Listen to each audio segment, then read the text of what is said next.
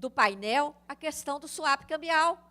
Por quê? Provoca a crise e depois a crise justifica as reformas. A crise justifica o arrojo salarial. A crise justifica as privatizações. Entenderam? Então, a gente tem que olhar assim, tudo no tabuleiro para entender. Né? Pode ir. Então, olha aqui. O problema do Brasil não está nos gastos com servidores, nas aposentadorias. Onde é que está o problema do Brasil? Está na gastança financeira, dos juros mais altos do mundo, no anatocismo, que é o juro sobre juro, na mega pedalada, que é a contabilização de juro como se fosse amortização. Tá? Essa aqui é a mega pedalada. Fere a chamada regra de ouro, que está no artigo 67 da Constituição. Vocês devem ter visto esses dias o Meirelles vindo a público falar, ano que vem corremos risco de não cumprir a regra de ouro. Por quê? Porque essa burla aqui tem sido possibilitada pela atualização paralela da dívida, todo ano, fazem uma atualização paralela, aí emitem títulos, pagam essa atualização, chamam isso de rolagem. Só que essa atualização paralela é a maior parte dos juros. Agora, como a inflação está muito baixa, porque erraram a mão nessa recessão fabricada, a inflação está muito baixa, estão tendo problema para fazer essa atualização paralela e emitir título para pagar juros. E não querem baixar o juro mais do que os 9,25. Não querem. Não querem abrir mão. Então, a alta da gasolina é para isso. Não tem justificativa nenhuma essa alta da gasolina. A alta da gasolina é para ver se empurra um pouquinho a inflação para cima. Tá?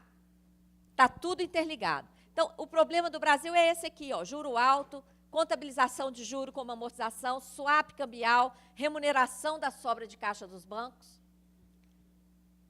Tudo isso aqui impactando no crescimento da dívida. Ano passado, o Senado aprovou um requerimento dirigido ao TCU para que fizesse auditoria da dívida interna, que nunca foi feita, tá? Nunca foi feita. Então, o TCU, pela primeira vez, está fazendo uma auditoria da dívida interna.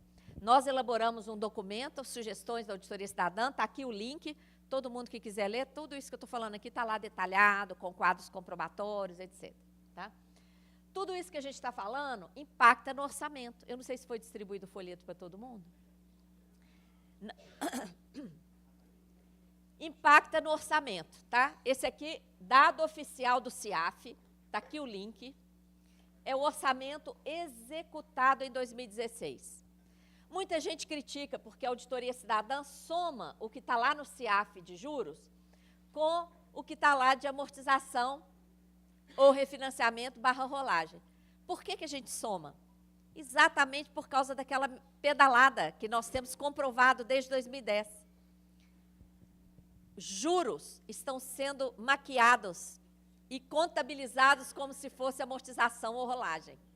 Tá? Como não tem transparência nessa conta, a gente soma e escreve juros e amortizações. E a prova que a gente tem que a dívida não está sendo amortizada é que o estoque dela está explodindo. Quando uma dívida é amortizada, o que acontece com o estoque? Cai. Quando uma dívida é só rolada, você troca a dívida existente por outra, ela mantém constante. Então, se a dívida está explodindo, é porque não é amortização nem rolagem, como os dados têm demonstrado. Então, enquanto a dívida absorve quase a metade do orçamento, a Previdência 22,5%, a Saúde 3,9%, a Educação 3,7%. Tá? E aqui, por que estão fazendo essa reforma da Previdência? Porque é onde ainda tem mais grana para tirar. Tá? Por que eles não estão atacando nesse momento outras áreas? Porque vai render muito pouco. É melhor ir logo aqui onde tem muito para tirar. Tá?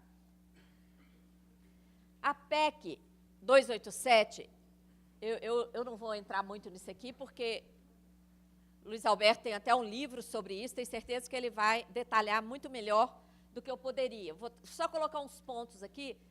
A PEC 287 é o desmonte da Previdência Social, ela quebra o princípio da solidariedade e reduz a responsabilidade do Estado, empurra todo mundo para planos financeiros, seja os planos de previdência privada ou os fundos de previdência de natureza aberta.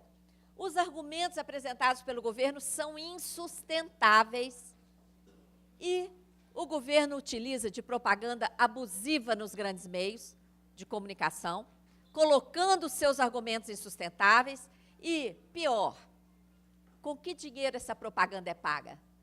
Com o nosso dinheiro. Tá? Pode passar, Afonso. Um dos argumentos, a mentira do déficit. Esse eu faço questão de colocar porque mexe com a questão tributária, que é muito cara para mim. O artigo 194 da Constituição Federal criou esse tripé da Seguridade Social. Está escrito lá no artigo 194, conjunto integrado de ações, integrado, inseparável, previdência, assistência e saúde, para dar segurança para o trabalhador que está na ativa, para ele ter acesso à saúde, para o que está fora do mercado de trabalho, que precisa lá ser assistido, para quem já se aposentou, para ter direito à aposentadoria. O artigo 195 traz o financiamento, com todas as contribuições. O INSS, pago pelos trabalhadores e empregadores. A COFINS, paga por toda a sociedade. A contribuição sobre o lucro, paga pelas empresas. Ainda tem PIS/PASEP, contribuição sobre compra de produtos importados, venda de produção rural, etc. Como é que o governo fabrica o déficit? Do lado da arrecadação, ele não pega toda a cesta de contribuições. Ele vai lá e pega somente a contribuição do INSS, paga pelos empregados e empregadores. E do lado do tripé, ele vai lá e pega só a Previdência, que é o maior gasto entre os três. Aí ele fabrica o déficit. Tem uma outra conta que ele faz, que mistura os regimes próprios, que não fazem parte da Seguridade Social, é outro regime, é outro contrato, é outra história. Inclusive, nós que temos o regime próprio, não temos fundo de garantia por tempo de serviço, nossa contribuição é sobre o bruto, não é sobre o teto, é outra história. O governo vai lá e soma tudo, aí fabrica um outro déficit também, totalmente um Frankenstein. Tá? Então, não existe o falacioso déficit. Essa aqui eu já falei que todo ano sobra, pode passar. O outro argumento do governo é que o povo está vivendo muito. Então, tem que adiar a aposentadoria. A culpa é de quem está vivendo muito. Ô, gente, a longevidade, tá? A longevidade. Olha, isso é de uma crueldade. Vocês imaginem aqueles idosos que não têm acesso, né, a um debate como nós aqui, que estão lá, só ficam lá submetidos a uma grande rede de televisão, que toda vida fala do déficit, fala do déficit, fala do déficit. E aí vem lá, o povo está vivendo muito. O que aquele idoso sente? Nossa, eu sou um peso. Isso é de uma crueldade. Olha só, a longevidade é bênção, concordam? É bênção. Todos nós queremos viver muito, todo o esforço da tecnologia, das pesquisas da área da saúde são para quê? Para que as pessoas vivam mais e vivam bem, e a gente tem que torcer e trabalhar para isso. Onde é que está o furo? Onde é que está o furo que coloca aí toda essa argumentação aí insana em torno da dificuldade de financiamento da Seguridade? Onde é que está o furo? No desemprego. Qual é o dado do desemprego no Brasil? Esse dado aqui, ó, é de 2016. Nós estávamos com 12 milhões de desempregados. Já estamos em mais de 14 milhões agora. Tá? E Desocupados. O que são os desocupados?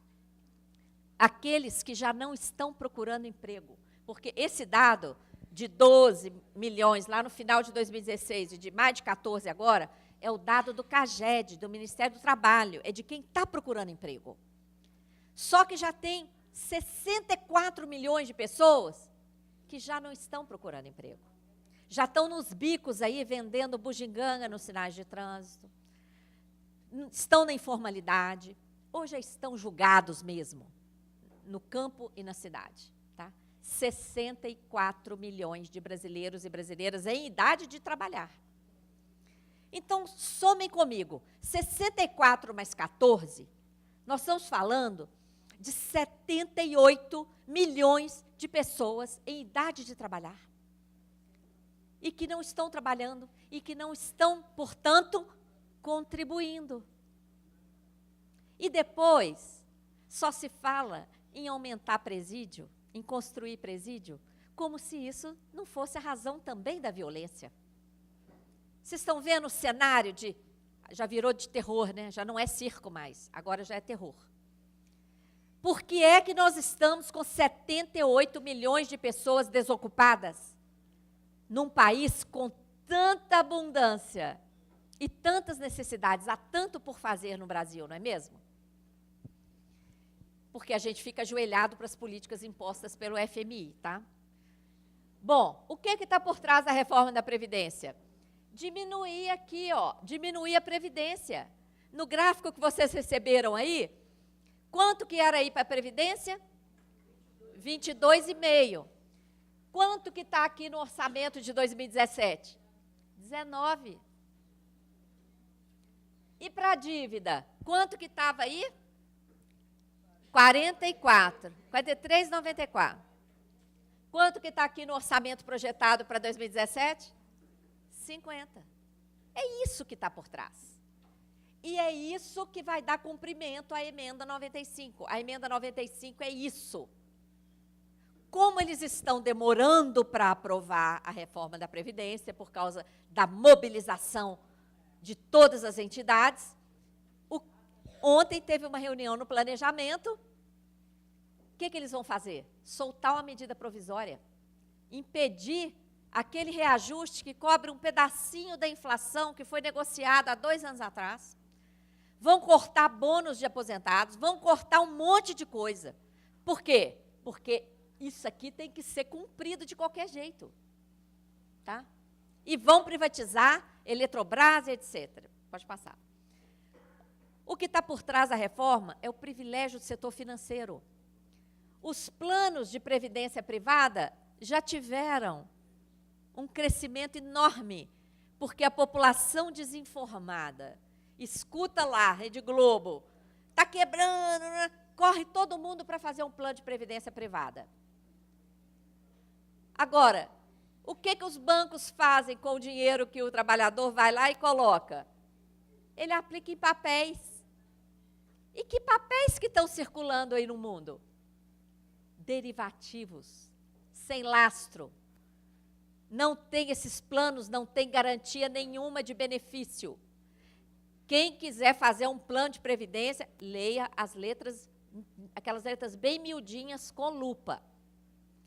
Porque lá só fala a contribuição que você tem que pagar, mas o benefício vai depender do mercado. Pode ser 0. Pode dar prejuízo, como agora o pessoal do Postales. Vocês conhecem alguém que trabalha nos Correios? Eles estão tendo que pagar. Estão tendo que pagar. Tá? Pode passar. Bom, a evidência que a Auditoria Cidadã tem revelado é o sistema da dívida. Porque todo mundo acha que a dívida pública é igual à nossa dívida pessoal. Não é. O que nós temos investigado e comprovado é a utilização do endividamento público às avessas. Em vez da dívida ser um instrumento que aporta recursos ao Estado, a dívida tem funcionado como um ralo, que continuamente subtrai recursos públicos para transferir para o setor financeiro. Qual é a característica do sistema da dívida? Falta de contrapartida. Por exemplo, dívidas do setor privado, inclusive de bancos, de multinacionais, foram transformadas em dívida pública. Que tal? Recebemos alguma coisa? Não, mas ficamos devendo. E vários outros, esse 1 trilhão e 100 para remunerar a sobra de caixa dos bancos. É dívida pública, 1 trilhão e 100. Qual é a contrapartida? O prejuízo do swap virou dívida pública. Qual é a contrapartida? Entenderam? Então, para diferenciar aquele endividamento que a gente aprende nos livros, que é gota d'água no oceano da dívida, para diferenciar aquele endividamento desse esquema financeiro que usurpa o instrumento do endividamento público, nós criamos essa expressão sistema da dívida, ok? Está acabando. Como opera o sistema da dívida? Dirige o modelo econômico. Como aqui no Brasil, já mostrei o tripé do modelo econômico, é todo voltado para transferir os privilégios financeiros para a dívida. Conta com um sistema legal, como a emenda 95, que vai congelar tudo por 20 anos para sobrar mais para a dívida, e várias outras legislações. Quem vota esse sistema legal sem aprofundar, sem ouvir a sociedade? Um sistema político corrupto e financiado por esse poder econômico, tá? Financiado. A corrupção, ela é intrínseca ao sistema da dívida. Intrínseca. Essa contabilização de juro como se fosse amortização é um crime. Ofende a Constituição. Estou falando de uma pedalada de 200 bilhões de reais todo ano, tá? Isso é corrupção, é mega corrupção, 200 bi por ano. 10 lava-jato por ano. E essa operação, essa corrupção que sai nos jornais, é interessantíssima para o sistema da dívida. Porque se perguntarmos hoje, inclusive para pessoas instruídas, o que é que provoca a crise no Brasil? Quantas pessoas vão responder que é o sistema da dívida? Ninguém sabe, tá? A grande mídia faz seu papel. E quem está na cabeça do sistema da dívida no mundo todo? Os organismos internacionais, FMI, Banco Mundial. É um sistema que está acima de partidos, acima de governos, acima de países. Tá? É um grande esquema mundial. Tá? Aqui, ó, necessidade de auditoria da dívida, eu botei vários itens aqui da dívida, que não vai dar tempo de colocar, mas as telas ficam aí para vocês visitarem depois, né?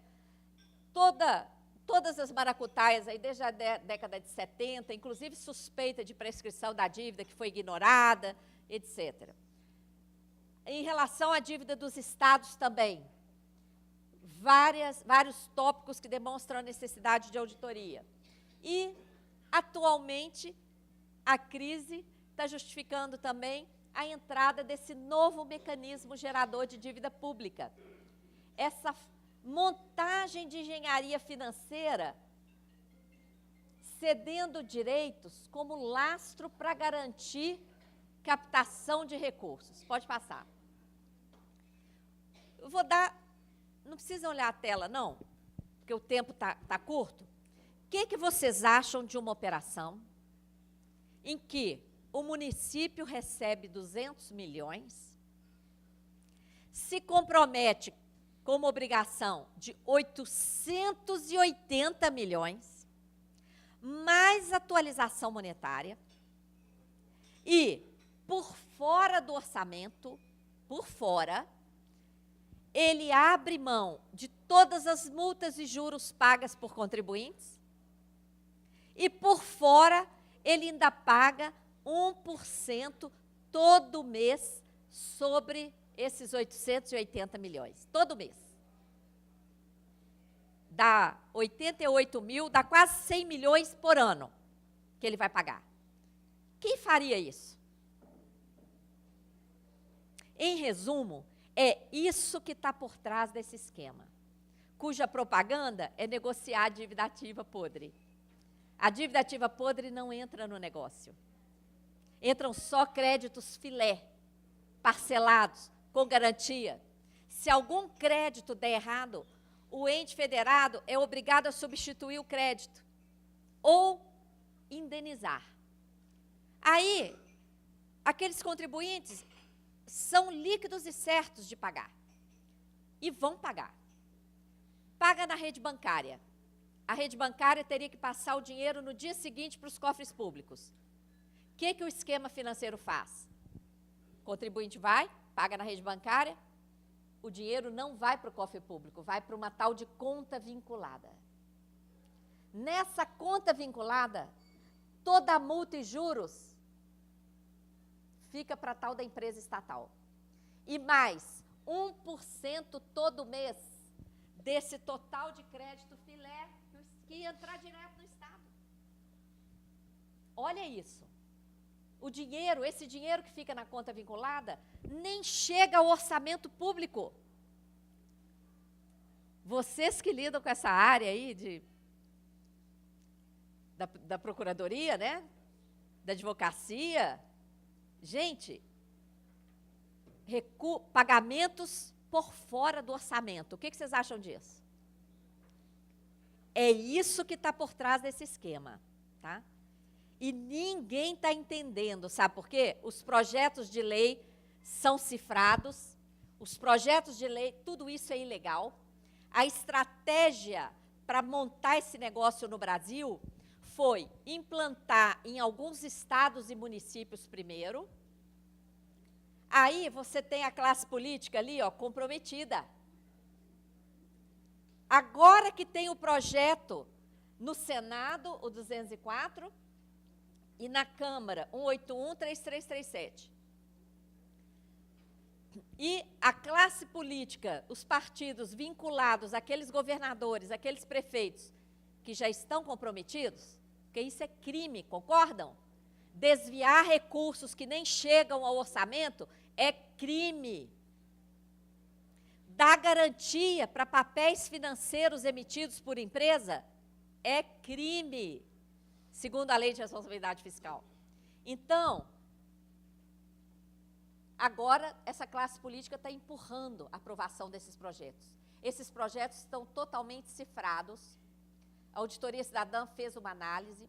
Nós estamos apoiando a CPI da PBH Ativos S.A. em Belo Horizonte, uma CPI que está investigando a empresa que foi criada lá em BH. E contamos aí com a Amprev para ajudar a dar divulgação disso e dos estudos que vocês podem fazer para ajudar a não deixar esse esquema ser implantado no Brasil. Onde já foi implantado, que voltem atrás. Tá? E olha só que infâmia. A PEC 55, que já é emenda 95, deixa fora do teto recursos para aumentar o capital dessas empresas que estão sendo criadas para operar esse esquema. Que tal? Bom, pode passar? Para encerrar, nós estamos num paradoxo nesse país muito distante do Brasil que queremos. Como é possível a nona economia mundial ser a pior distribuição de renda do mundo? Porque quando olhamos o índice de Gini, não é pior não, mas quando olhamos o dado lá do Banco Mundial, que computa o juro, o Brasil é de longe o pior. 79º no ranking dos direitos humanos, segundo o IDH medido pela ONU. Empatados com a Ilha Granada. Com todo respeito à Ilha Granada, uma ilha perdida lá no Mar do Caribe, que tem 344 quilômetros quadrados apenas e 110 mil habitantes, é uma vergonha para nós. Como que o gigante Brasil pode atender o mesmo volume de direitos humanos que a Ilha Granada? Algo está muito errado no Brasil, só os bancos dão certo nesse país, mesmo em tempos de queda na indústria, queda no comércio, desemprego, queda no PIB, o lucro dos bancos aumenta mais de 20% ao ano. O que é isso? É evidente que existe um mecanismo de transferência de renda para os bancos. E esse mecanismo é o sistema da dívida, que cria dívida para nós e leva o dinheiro para eles. É urgente mobilizar a sociedade. Esse folheto que distribuímos aí para vocês tem um link para a campanha Consulta Nacional 2017 sobre as reformas.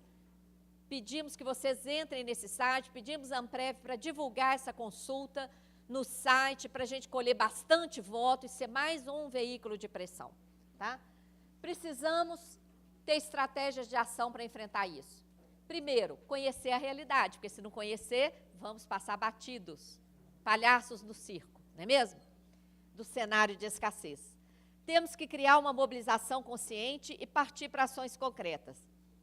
Repudiar contra-reformas, repudiar esse esquema fraudulento escondido por trás da securitização de dívida ativa, participar da consulta nacional, criar núcleos para estudar esse esquema da dívida pública, do sistema da dívida e fazer auditoria da dívida com participação social. Agradeço, deixando essa imagem aqui. Ó. Isso aqui é uma foto do lixão de Brasília. A menos de 15 quilômetros do Palácio do Planalto, centenas de brasileiros e brasileiras catam o nosso lixo para viver. Isso não tem nada a ver com o Brasil. É urgente rasgar esse cenário e garantir vida digna para todas as pessoas. Muito grata.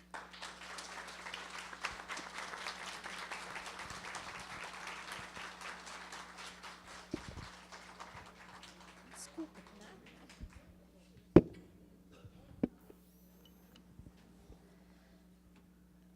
Agradecendo desde já a brilhante contribuição e exposição da doutora Maria Lúcia, nós passamos agora a palavra para o doutor Luiz Alberto dos Santos, para dar continuidade aos nossos trabalhos. Muito bom dia a todas e a todos. Eu agradeço uma vez mais o generoso convite da Amprev de poder estar presente aqui com vocês nesse 21º Comprev e compartilhar algumas abordagens, algumas visões relativas àquilo que no nosso programa, né, está colocado como o impacto das reformas sobre os direitos dos servidores, mas, desde logo, colocando, entre aspas, essa expressão reformas, porque, como nós vamos ver, o que está por trás de tudo isso nada mais é do que, mais uma vez, um processo de desmonte. Próximo, por favor. Próximo. Meu currículo já foi lido pela nossa presidente, Maria Santíssima, e eu queria apenas destacar que, no âmbito dessa trajetória técnica e acadêmica, eu tive a oportunidade de participar, especialmente no âmbito do processo político de debate do Congresso Nacional, de vários momentos da história recente do nosso país, principalmente a partir do início dos anos 90, que me propiciaram, enfim, a possibilidade de compreender, não apenas sob o prisma técnico, mas especialmente também político, o que está por trás e o que é que subsidia, orienta esses diferentes processos de reforma. Nessa apresentação, eu vou tentar, muito rapidamente, abordar alguns tópicos centrais dessa discussão, a partir do contexto político, da própria emenda à Constituição 95, da reforma da Previdência, as medidas recentemente anunciadas pelo governo Temer, a reforma trabalhista, e, finalmente, alguns aspectos políticos e institucionais para o enfrentamento desse processo. Nós temos que, inicialmente, contextualizar essa discussão. O problema principal hoje é entender a amplitude e a extensão desse debate, mas a partir de um processo que se agudiza em 2015 com a crise fiscal, que não é uma crise orientada e criada pelo Brasil, mas resultado de um contexto internacional, uma crise que inicia lá na segunda metade dos anos 2000, que não teve naquele momento um impacto maior, mas que, com a agudização da crise em alguns países da Europa, acabou repercutindo aqui e encontrou o governo num momento de fragilidade, desguarnecido de capacidade, inclusive, de enfrentamento da orientação política, então, dominante, que se colocava contrariamente à sua continuidade. E foi o que impediu, de fato, a continuidade do governo da presidenta Dilma Rousseff, já que a sua base de sustentação no Congresso se achava extremamente fragilizada em virtude de uma composição político-parlamentar, particularmente no comando da Câmara dos Deputados, que deu margem a isso. Tivemos além disso, um debate inédito no âmbito do Tribunal de Contas da União, que levou à rejeição das contas do governo federal pelo Tribunal de Contas em 2 anos sucessivos, o que acabou dando gás, dando fôlego a um processo de impeachment que se justificou numa tecnicalidade, inclusive bastante questionada na ocasião, até mesmo por técnicos do próprio Congresso Nacional, daquilo que seriam as pedaladas, o descumprimento das regras da Lei de Responsabilidade Fiscal. Vejam que, por trás disso, nós tínhamos já uma sinalização colocada pelo partido do atual presidente da República, o PMDB, quando lança a Ponte para o Futuro, que nada mais é do que um programa de governo de caráter neoliberal, já vendendo ali promessas de um ajuste fiscal para concretizar os objetivos de interesse do mercado. E busca, a partir daí, a sua legitimação junto ao mercado, para obter, assim, os apoios necessários para dar essa guinada e assumir o poder num contexto de absoluta ausência de legitimidade. Vejam que a posse de Temer, que hoje completa 1 ano do impeachment da presidenta Dilma, da aprovação pelo Senado do impeachment da presidenta Dilma, coloca na ordem do dia um conjunto de promessas extremamente problemáticos, a começar pelas privatizações e aquilo que eles chamam de parcerias com o setor privado, que nada mais é que a transferência de ativos, e agora nós estamos vendo aí em grande volume, para atrair o capital privado, para suprir aquilo que se dá, o que é colocado como incapacidade de financiamento do Estado no âmbito das suas políticas, notadamente na área de infraestrutura.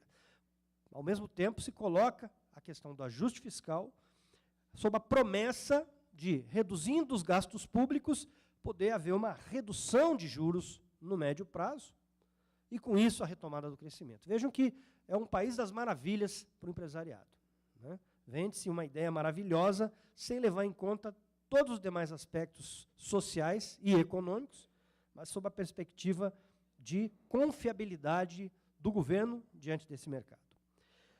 Nesse mesmo passo, nós vemos uma adoção de medidas, de um conjunto de medidas, que são adotadas com a proposta básica de, por um lado, despolitizar a máquina pública, mas, por outro, adotar um discurso falso, anticorrupção, que tem como mote a criminalização da própria política.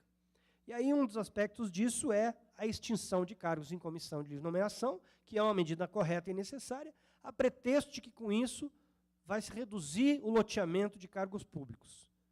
Ao mesmo tempo, o governo aprova um estatuto das empresas estatais, cujo foco inicial era facilitar o processo de privatização das nossas empresas estatais, reduzir o seu papel como instrumento de políticas públicas, mas também criminalizar e reduzir a possibilidade de atuação dos próprios servidores, inclusive das empresas estatais, dos dirigentes sindicais, etc., no seu processo de gestão. O governo consegue, a partir desse conjunto de medidas, a recomposição da sua base parlamentar, uma base parlamentar que, como nós vemos diariamente nas notícias, né, é uma base parlamentar que precisa ser comprada e recomprada diuturnamente. Naquilo que, inclusive, recentemente, o próprio programa do PSDB, que foi criticado pelos caciques do partido que apoiam o governo cegamente, como presidencialismo, não de coalizão, é uma expressão que já se usa há mais de 20 anos aí para identificar o perfil do nosso presidencialismo. Não, presidencialismo de cooptação, porque é exatamente disso que se trata. O governo se coloca ainda como o salvador da pátria, porque, afinal de contas, é um governo que tem coragem para fazer o que nenhum outro governo fez. Então, é o governo do chá comigo, eu faço, porque ele não tem voto. E ele não está preocupado, em princípio, com o calendário eleitoral. Ou seja, o presidente não pretende, em princípio, disputar a reeleição, até porque o seu futuro também é incerto, mas usa esse elemento como um elemento de convencimento daqueles que o apoiam, para buscá-los para esse abraço de afogado político